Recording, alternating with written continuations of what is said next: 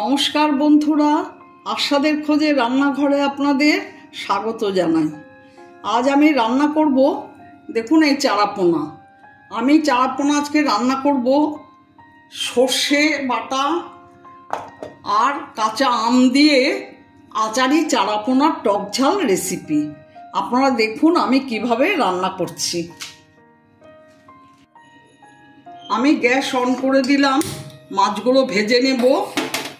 আচ্ছা, এখানে আমি সর্ষে আর কাঁচা লঙ্কা বেটে নিয়েছি, মানে মিক্সিতে পেস্ট করে নিয়েছি। আর এই আদা আর পেঁয়াজ পেস্ট করে নেব। আর এই আম দেব মাছে, আর এখান থেকে হলুদ আর শুকনো লঙ্কা দেব।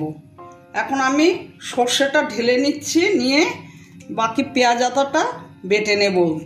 কড়াই গরম হতে হতে আমার ওটা পেস্ট করা হয়ে যাবে।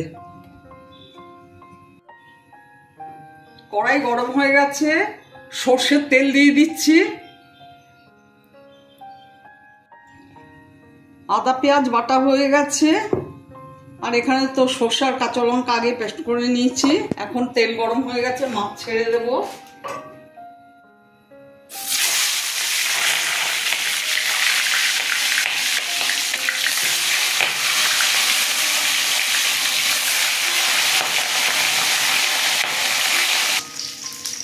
আমার সব মাছ ভাজা হয়ে গেছে, তুলে নিচ্ছি।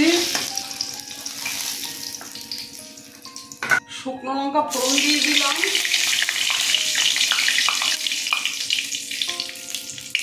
মেথি ফোড়ন দিলাম,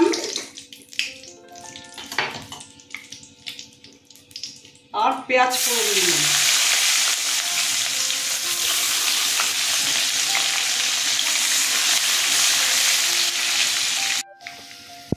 আম দুটো দিয়ে দিলাম।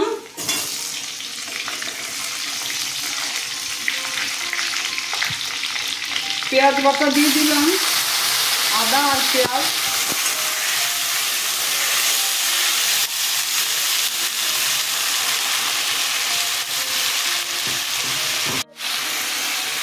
পেঁয়াজ কষানো হয়ে গেছে, এবার সর্ষে বাটাটা দিয়ে দিলাম। সর্ষে আর কাঁচা লঙ্কা একসাথে বেটে রেখেছিলাম, দিয়ে দিলাম। হলুদ দিয়ে দিলাম, শুকনো লঙ্কার গুঁড়ো দিলাম।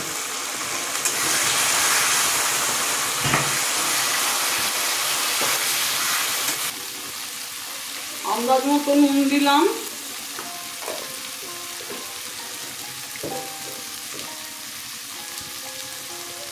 আর সামান্য চিনি দিলাম। যেহেতু আমটা দিয়েছি, টক ঝাল রেসিপি এটা, অল্প একটু সেই জন্য চিনি দিয়েছি।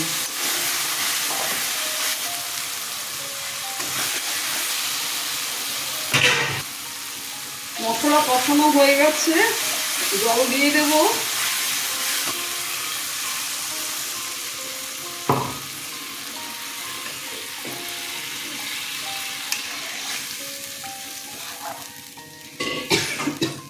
এখন ঢেকে দেব, ঝোলটা ফুটলে পরে মাছ ছেড়ে দেব।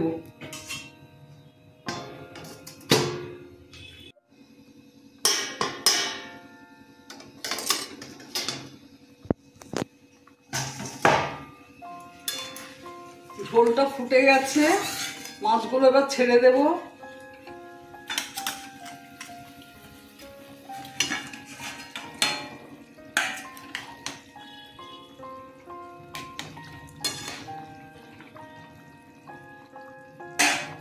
আবার ঢেকে দিচ্ছি, একটু বাদে আবার তুলবো।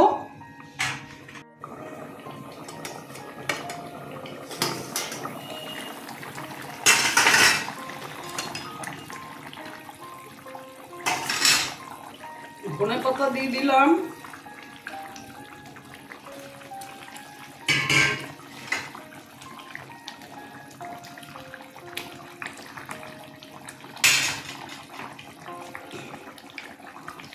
আর আচারি মশলা দিয়ে দিলাম।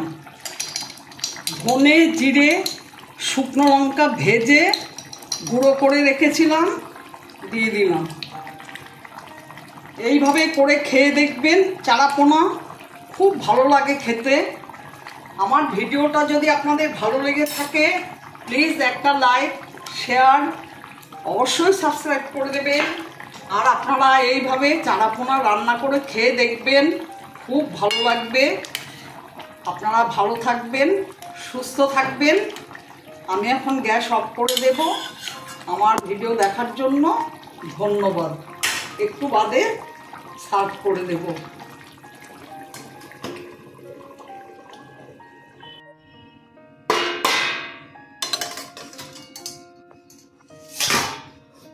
দেখুন কেমন হয়েছে আচারি চারাপোনার টক ঝাল। আমি এখন নামিয়ে সার্ভ করে দেব।